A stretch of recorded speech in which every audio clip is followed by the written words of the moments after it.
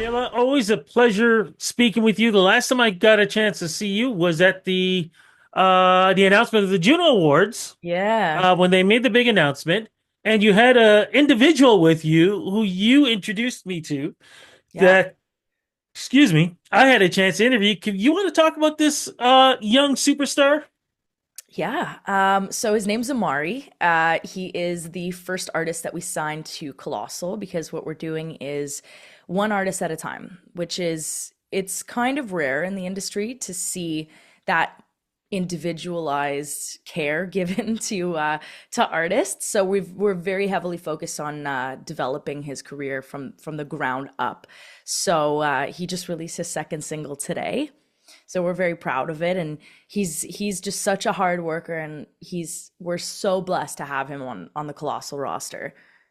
And that's something that we are going to talk about because Mhm. from the individual who I met many years ago, with he's gonna kill me for some reason. His name just Slate Music. Thank you. Yes, I had to yes. think about it for a second. I'm getting old. Slate Music was the first time I had a chance to meet you. I was in the offices and we did the interview there. Yeah, And from there, it's your whole life has changed totally. so much when it comes to your own personal music career, your relationship, to even now with this company. You have grown, young lady. How does it feel when you look at from the first time we did an interview to all the changes that have happened to you professionally and personally? Honestly, it's a wild, wild journey, and it was kind of like I think being an artist really helped the trajectory of where I am today because having that perspective really helps in production and in songwriting for other artists and running a label, all of that. So did I, you know what's funny is I always, when I was younger, I was like, wouldn't it be so cool to like own a record label and like be a big producer? And I was always like, yeah, but I don't know how to produce really. Like this is like only men are producers, you know? I kind of had that growing up. And then when I became an artist, even like at the height of the success, I still didn't feel super fulfilled. I was kind of just like, wow, this is really great. I feel really great, but I feel like this is so not me, like being this front and center artist. Um, and then so when the pandemic hit and, my first US tour got canceled, I was like, what do I do? And I was building a house with my wife.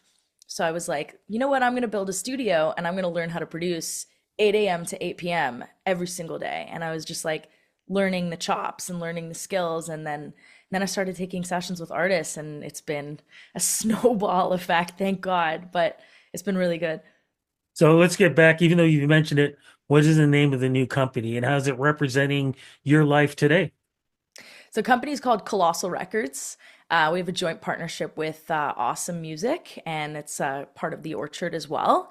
And so it's funny because it's something that I always say. I'm like, oh, this is such a colossal mistake. Like it's such a colloquialism in my the way I speak that it had to be called Colossal Records. Like my lawyer was on the phone with me. He's like, okay, so let's start this. Like, what do you want to call it? And I was like, Colossal, but with a K. With a K. So that's how you spell it. When you were making this decision, did you actually talk about it with your wife? Did you because you know the way this industry is. It can affect your personal life and you can have the most important people in your lives and this career can sometimes, really make it rough. How did that conversation go to making this a reality? I mean, it went really well. I think she always kind of knew that was my dream is to, keep going and achieving like new levels of this industry. And she was super supportive. I mean, she's the one who said like, "Hey, I think you're a producer. Like, I actually don't think you're an artist. I think you're more of like a behind the scenes type of producer." And she's always pushing me to like get to the next level. And she sees my potential before even I see it. So she's been a huge, huge champion of it. And I'm also a super impulsive person. So I kind of like when I have an idea in my head, like I have to make it happen. So I just said to her, I was like, I need to own a label. Like I need to start this. And she was like, okay. She's like, if you know what the first step is, like, go for it. So it's been very supportive, thank God. Now, when this is now starting to get into effect, what did you hear from the rest of the industry? Was there support? And you don't have to give names. Were there some going, what are you thinking? No, no, don't do this. Like, this ain't gonna happen. I gotta be honest, the industry is extremely supportive. So far, everybody I've ever met was like, "Oh yeah, I see that you. Of course, this was the natural trajectory." And like, I was like, "You guys saw it before even I saw it."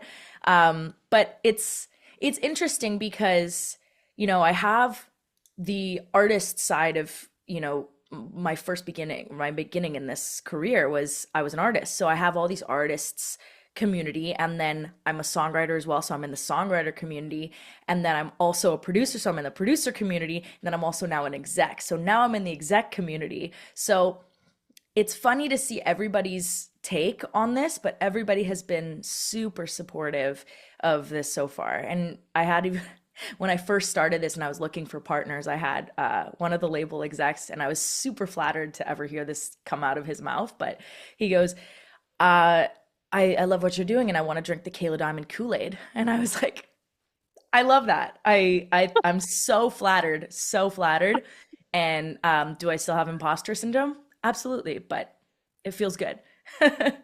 So how does this work? I mean, talk about getting, of course, your first artist, and what is the future going to look like? How does this work? Because once other artists actually get a chance to see this, who may not know that you're doing this, Mhm. they're definitely going to want to approach you. So how does it all work? Yeah. So, I mean, it's starting to happen. I do see a lot of, and I'm grateful for it. I do have a lot of people in my DMs asking more about what Colossal is, new artists want to see because it is individualized care, right? So for me, it's about making sure that that Amari is, you know, locked into the beginning stages of his career and has found his feet as an artist, because at the same time this is a partnership between a producer songwriter and an artist.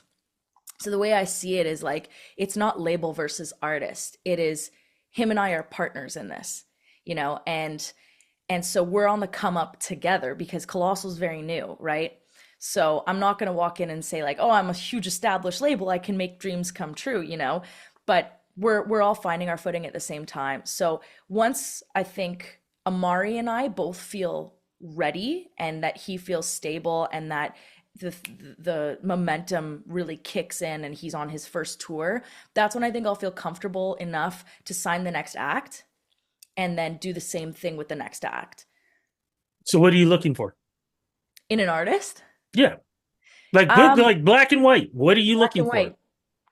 Um, Work ethic. I think work ethic and the belief in themselves. Like, one thing I notice about Amari and why he stands out to me, and I've only ever seen this in one other artist, and I was absolutely right. He doesn't say if, he says when. And he films himself all the time throughout his entire experiences as an artist, which means that he believes in himself.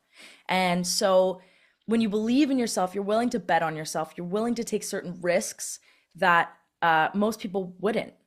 He doesn't treat this as a hobby, he treats this as his own company. He's a CEO of his own company, and I'm trying to coach him through it as well, and he's very receptive and malleable to any coaching, and that's what I look for. I look for somebody who has the work ethic of you know a CEO, and somebody who treats themselves as a company, and somebody who is malleable and coachable, and that those are the top three things. And belief in yourself is number one. Can we give a good example from what I've met from this young man? Can you talk about it too and what Yeah. he did when he went house to house? You already know what I'm talking about. Oh yeah. Please explain this, please, so people understand why he is on your roster. He's fearless. He's absolutely fearless, and he believes in his music, and he knows his story is amazing and that people need to hear it. And so God bless him. He went house to house in Vancouver Island, knocking door to door, asking people if they would take a listen to his new song and react to it on camera. And the amount of doors he had slammed in his face were incredible. And he kept going until he got a yes. You know, in life you're gonna get a ton of no's. And my philosophy is you could say no to me, but I'm gonna look for the yes and I'm gonna get the yes, you know? And that's exactly, it lines up exactly like that. I didn't have a chance to tell him this because our interview went so long. That same experience happened to me when I first was getting into radio. I still remember just before I got into Humber College, I put on a suit and I went radio station to radio station with my resume, handed it in, hoping to speak to somebody. I remember CFTR, the station who I ended up working for. The guy in the back started swearing, going, "What the hell is this?" Looked out his door and said, "We don't have any jobs," slammed it. And eventually one day I ended up working there, And there which you was go. 680 News. And that's what you talk about in the tenacity and just, even though somebody says no, you're just going out there to get that yes. 100%. And you know the yes exists. There's always a yes in the universe, and he knows it. So what are we looking at right now in the future for you and your company? And even though you are now behind that big desk, does it not mean that you might not get back in front of that microphone again? um, well, it's not a no for the microphone. There are some things in the works, but I don't. I have no interest really in being like the artist. But I'm happy to be a feature on an EDM track. So we're doing a lot of those top lines, and that's how I'm satisfying my own craving of my own top to bottom writing, and putting my voice on things. Yeah. So there's a lot of EDM collaborations that are coming up that I'm really excited about. And there's a lot of production, like a lot of artists that I'm working with outside of Kolossal, because it's production is my main thing as well. So there's a lot of new artists that I'm developing outside of Kolossal, which I'm really excited for you to hear, and some well-established artists as well, of course. And when And we had, and yeah, sorry to interrupt, I was going to say, and when yeah, we had a chance to speak, you're going to be in Vancouver, right, for I Junos? am. Yes. So we can look forward to seeing you there. And I did interrupt you. You're going to finish off something else? Oh no, we're gonna be in Vancouver for the Junos because I am part of a rap album that is nominated for Rap Album of the Year. Fantastic. Yes, yeah, yeah, Wow. yeah. I love that. People are going to want to get a hold of you. We are going to have a website up, but what's the website that people can go to if they want to talk to you? You can just go to my Instagram. You can do the Kayla Diamond. Fantastic. Kayla, wow. So much has happened over the years. So proud of you. I can Thank see you. so much more is going to be happening in the future, and I cannot wait to be talking to more of your artists under your umbrella because it's going to be an amazing journey. Congratulations. Thank you so much. I appreciate it.